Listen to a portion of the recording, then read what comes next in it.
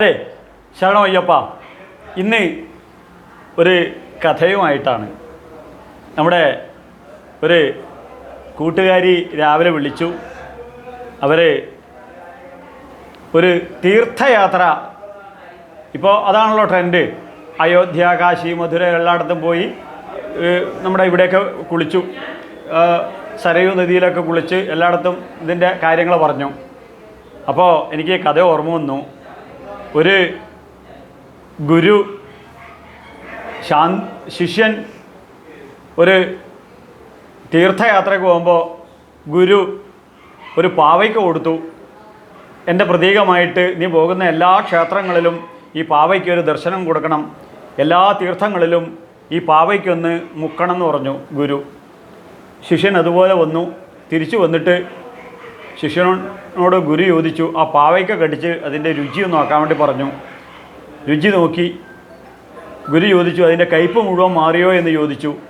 കയ്പ്പ് മാറിയില്ല, നല്ല കയ്പ്പുണ്ടെന്ന് ശിഷ്യൻ പറഞ്ഞു. എന്നാൽ ഇതുപോലെയാണ് അവനവൻ്റെ മനസ്സ്, അവനവൻ്റെ ബുദ്ധി, അവനവൻ്റെ ചിന്താഗതികൾ. ഇത് അടിമുടിയൊരു പരിവർത്തനമാണ്.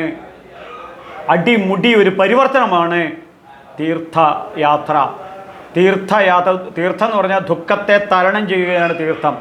ദുഃഖത്തെ തരണം ചെയ്യാൻ ശാന്തിയും സമാധാനവുമില്ലാത്ത കുടുംബജീവിതത്തിൽ നിന്നും ശാന്തിയും സമാധാനവും തേടി ക്ഷേത്രങ്ങളിൽ ക്ഷേത്ര അന്തരീക്ഷത്തിൽ, ആധ്യാത്മിക അന്തരീക്ഷത്തിൽ ആത്മീയ തീർത്ഥയാത്ര.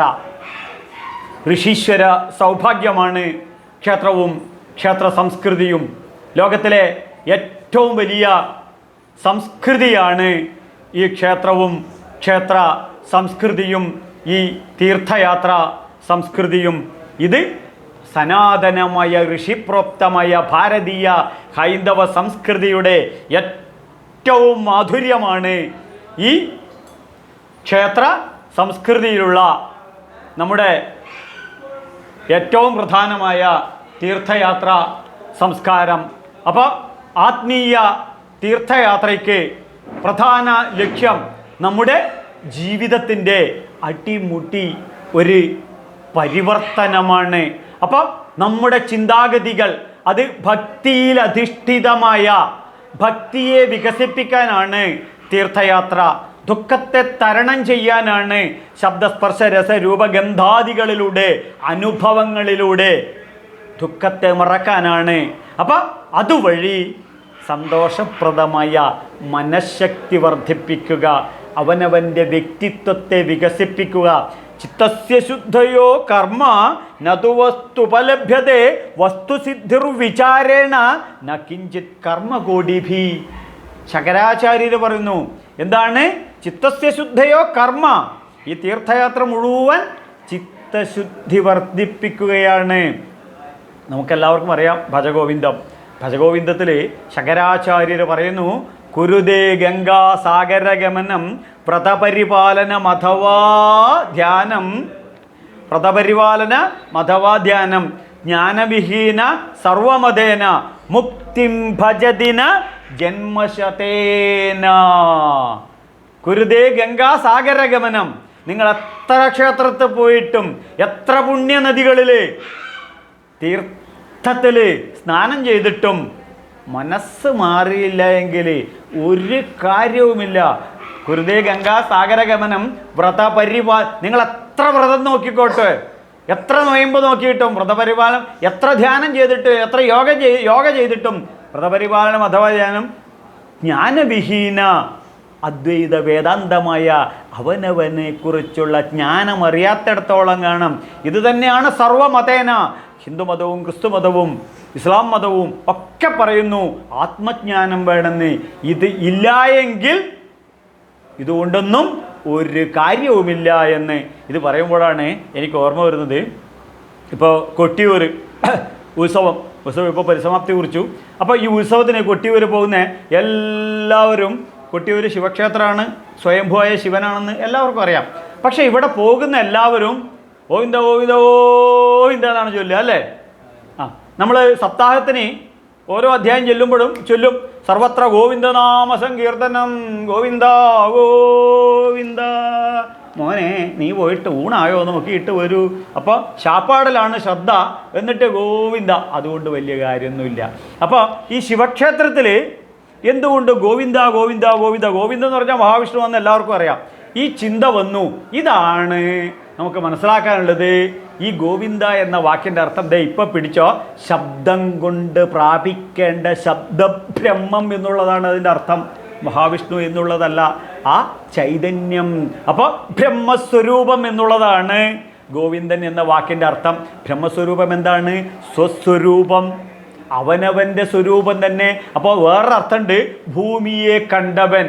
ഭൂമിയെ കണ്ടവൻ എന്ന് വെച്ച് കഴിഞ്ഞാൽ അവനവനെ കണ്ടിട്ടുള്ളവൻ, അവനവൻ്റെ സ്വസ്വരൂപത്തെ സാക്ഷാത്കരിച്ച ശബ്ദബ്രഹ്മം. അതിൽ ശ്രീരാമകൃഷ്ണ പരമഹംസർ വരുന്നു എച്ചിലാകാത്ത പദം എന്ന് പറയുന്നു.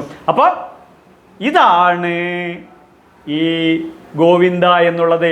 ഈ ഗോവിന്ദനാണ് ഈ പരമേശ്വരൻ എന്നുള്ളതാണ് ഇതിൻ്റെ അർത്ഥം. അപ്പോൾ നമുക്ക് ഒരു തമാശ കേൾക്കും. വിഷ്ണു സഹസ്രനാമത്ത് സ്വയംഭു ശംഭുരാദിത്യ പുഷ്കരാക്ഷോ മഹാസ്വന ഭഗവാൻ ഭഗവാനന്ദി വനമാലി ഹലായുധ ആദിത്യോ ജ്യോതിരാദിത്യ. എന്താ ഇവിടെ പറഞ്ഞത്? സ്വയംഭുവാണ്, ശംഭുവാണ്. ഏത്? മഹാവിഷ്ണു. ശംഭു എന്ന് പറഞ്ഞാൽ നമുക്ക് സാധാരണ ശിവനാണ് അല്ലേ? ഇവിടെ വിഷ്ണു സഹസ്രനാമത്ത് പറയുന്നത് മഹാവിഷ്ണുവാണ്. ഒന്നുമല്ല, ഇതൊക്കെ ഒന്നാണെന്ന് അദ്വൈത വേദാന്തം ഇവിടെ തിരിച്ചറിയണം. എങ്ങനെ? നാമാർച്ചനയിലൂടെ മനോബലം വളർത്തിയെടുക്കുക എന്നുള്ളതാണ് ഈ ഗോവിന്ദ ഗോവിന്ദ എന്നുള്ളത്. നാമ ജപ ലയ ലഹരിയിലൂടെ ആ ആത്മതത്വത്തെ വികസിപ്പിക്കാനാണ് ഈ ഗോവിന്ദ ഗോവിന്ദ. അപ്പോൾ നാമാർച്ചനയിലൂടെ മനോബലം വർദ്ധിപ്പിച്ചു കഴിഞ്ഞാലോ, ആമോദം പൂണ്ടു ചൊല്ലുവിൻ നാമങ്ങൾ, ആനന്ദം പൂണ്ടു ബ്രഹ്മത്തിൽ ചേരുവാൻ. ആനന്ദം പൂണ്ട് ബ്രഹ്മത്തിൽ ചേർന്ന് ജീവിതം ആനന്ദപൂരിതമാക്കാനാണ്. എങ്ങനെ ചൊല്ലണം? ആമോദം കൊണ്ട് ചൊല്ലുവിൻ, സന്തോഷത്തോടു കൂടി ചൊല്ലുവിൻ. അപ്പോൾ ഭക്തിയും ജ്ഞാനവും ഒരുപോലെ സമ്മേളിക്കുന്നതാണ് ഭാരതീയ ഹൈന്ദവ സംസ്കൃതി. രമണ മഹർഷി പറയും, പക്ഷികൾക്ക് പറക്കണമെന്നുണ്ടെങ്കിൽ 2 ചിറക്. ആത്മാവെന്ന പക്ഷിക്ക് ജീവിതം സന്തോഷപൂരിതമാക്കാൻ രണ്ടും ഒരുപോലെ വേണം. ഒന്ന് ഭക്തി, മറ്റൊന്ന് ജ്ഞാനം. അപ്പോൾ ജ്ഞാനവും ഭക്തിയും ഒരുപോലെ കൊണ്ടു നടക്കണം. അപ്പോൾ നമുക്ക് വിഷ്ണു സഹസ്രനാമത്തിൽ പഠിച്ചില്ലേ, സർവജ്ഞോ ജ്ഞാനമുത്തമം. ഭഗവാൻ ഭഗവത്ഗീതയിൽ പറയും, ചതുർവിധം ഭജന്തേ മാം ചതുർവിധം ഭജന്തേ മാം ജന സുഹൃതി ജനോർജുന ആർത്തോ ജിജ്ഞാസുരർത്ഥാത്തി ജ്ഞാനീജ ഭരതർഷഭ. 4 വിധത്തിലുള്ള ഭക്തന്മാരുണ്ട്. ഏതൊക്കെയാണ്? ആർത്തൻ, അർത്ഥാർത്ഥി, ജ്ഞാനി. കിട്ടണം എന്തെങ്കിലും കാര്യം നടക്കാൻ വേണ്ടി പോവുക. ജ്ഞാനികളാ ആർത്തന്മാരെ കരഞ്ഞുകൊണ്ട് അത് മാറ്റണേ, തലവേദന മാറ്റണേ, വയറുവേദന മാറ്റണേ, പല്ലുവേദന മാറ്റണേ, അത് കിട്ടണം. ഇതിൽ ജ്ഞാനീജ ഭരതർഷഭ, ജ്ഞാനിയുണ്ട്. തുടർന്ന് ഭഗവാൻ പറയുന്നതാണ്, തേഷാം ജ്ഞാനി നിത്യയുക്ത ഏകഭക്തിർ വിശിഷ്യതേ പ്രിയോ ഹി ജ്ഞാനീനാത്യാർത്ഥ മഹം സച മമേ പ്രിയ. ഭഗവാന്റെ ഗുരുവായൂരപ്പൻ്റെ പ്രിയനായിരിക്കണമെങ്കിൽ, ഗുരുവായൂരപ്പൻ്റെ പ്രിയനാകണമെങ്കിൽ എന്ത് വേണം? ജ്ഞാനിയാവണം. ജ്ഞാനിയാവണമെന്നുണ്ടെങ്കിൽ എന്ത് വേണം? ഭഗവത്ഗീത പഠിക്കണം. ഇങ്ങനെ ഭഗവത്ഗീതയും ഭാഗവതവും പഠിക്കുന്ന വ്യക്തികളോടാണ് എനിക്ക് ഏറ്റവും പ്രിയമെന്ന് ഗുരുവായൂരപ്പൻ പറയുന്നു. അതുകൊണ്ട് ഗുരുവായൂരപ്പൻ പറഞ്ഞതുകൊണ്ട് ഇത് നമ്മൾ പഠിക്കണം, എല്ലാവരിലും എത്തിക്കണം. സ്വാമിയേ ശരണമയ്യപ്പ. അപ്പോൾ ഗുരുവായൂരിൽ തൊഴുത് കഴിഞ്ഞ ഉടനെ തന്നെ അങ്ങോട്ട് നോക്കുമ്പോൾ അവിടെ ഭട്ടതിരിപ്പാട് ചൊല്ലുന്നുണ്ടാവും, ഏവം ദുർലഭ്യ വസ്തുന്യധിക സുലഭതേ ഹസ്തലബ്ധേ.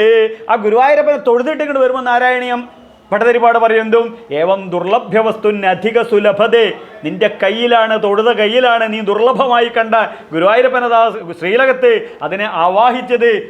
ഹസ്തലബ്ധേ, അവനവൻ്റെ അന്തരാത്മാവിൽ സുലഭമായി കാണണം. ഇതാണ് ഗുരുവായൂരപ്പൻ പറയുന്നത്. അവിടെ കുറച്ച് തൊഴുതിട്ട് വീണ്ടും തൊഴുതുകൊണ്ട് കുറച്ച് മുന്നോട്ടങ്ങോട്ട് പോകുമ്പം ഇവിടെ നമ്മളെ പൂന്താനം ഇരിക്കുന്നുണ്ടാവും. എന്ത് പൂന്താനം ഇരിക്കുന്നുണ്ടാവും? കുങ്കുമത്തിൻ്റെ ഗന്ധമറിയാതെ കുങ്കുമഞ്ചുമക്കൊന്നു ഗർദ്ധവം. എന്താണ്?